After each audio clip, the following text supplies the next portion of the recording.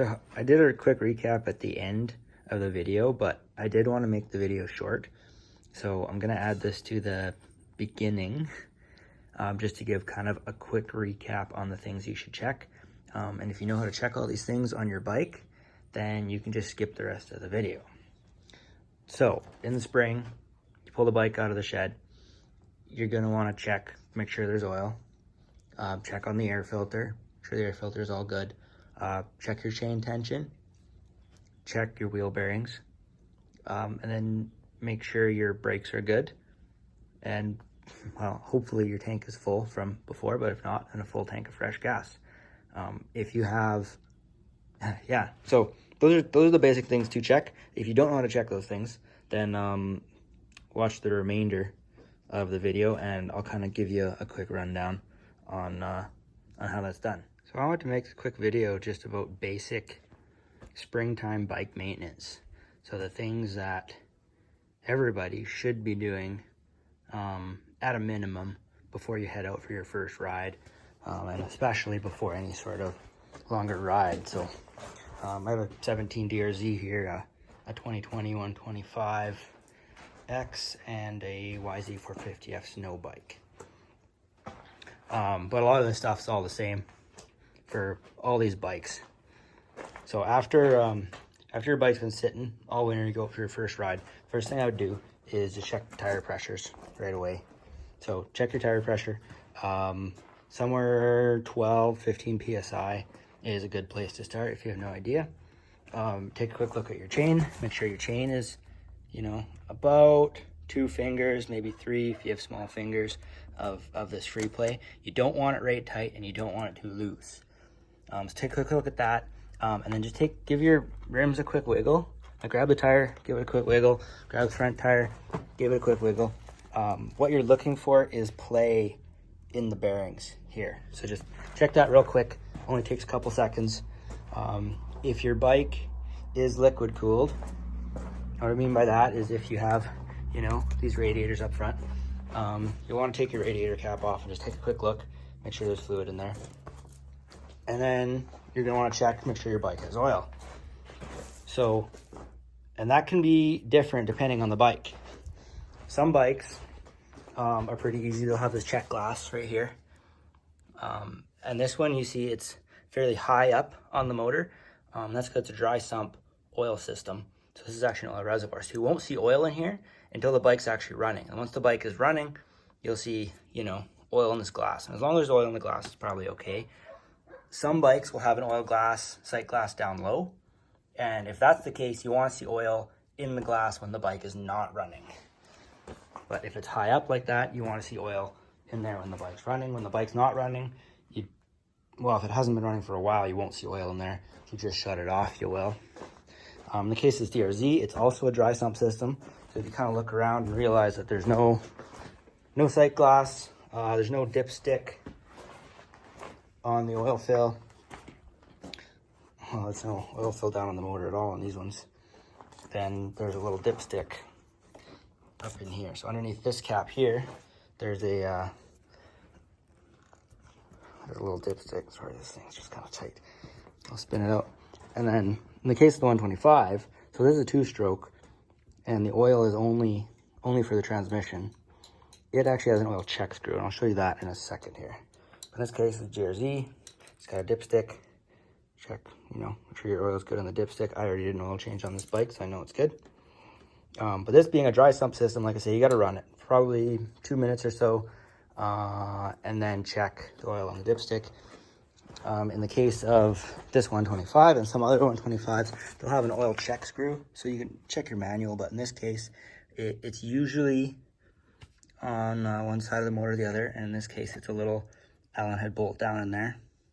On this bike, I change the oil so often that it's not a big deal.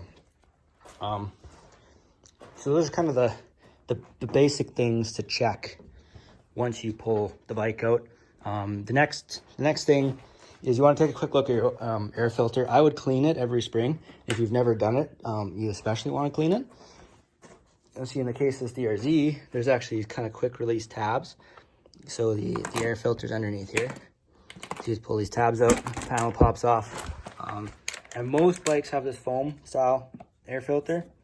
So in the case of the DRZ, it all comes out without any tools. I'm struggling with this. So this filter is fairly clean because I just cleaned it only on a couple rides. But what you want to do with these filters is there's kind of a plastic cage in them, and you want to take it out of the cage, and then you can take this to you know, a bucket or whatever, and use warm soapy water and scrub all the dirt out of it really well, and then wring it out and let it dry. And then once it's dry, you could also use gasoline to wash it if you want, but warm soapy water is best. Let it dry, completely dry.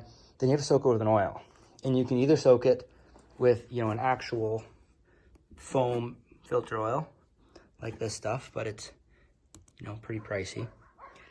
Or if you don't have this kicking around, chain oil is the next best thing. You could use really any oil you want, but chain oil or an actual air filter, foam air filter oil is the best, obviously. And then, I mean, your air filter will be in different spots too, depending on the bikes.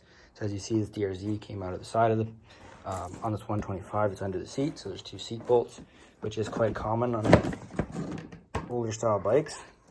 As you see, there's the foam air filter.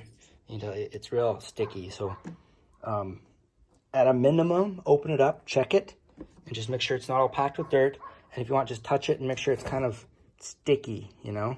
See how my fingers are all sticky now? To make sure it's serviced. Because if it's not, if it doesn't have oil on it, hasn't been oiled in years and years, it's gonna let all that dirt through, and that's gonna wreck your engine. So you don't want that. So there's a basic rundown, I guess, on the things to check.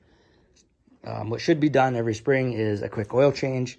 If you're not comfortable tackling that on your own, at least check the oil before you go ride around. Make sure it has oil.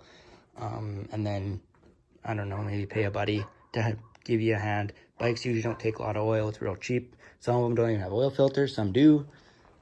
CRZ has an oil filter underneath there.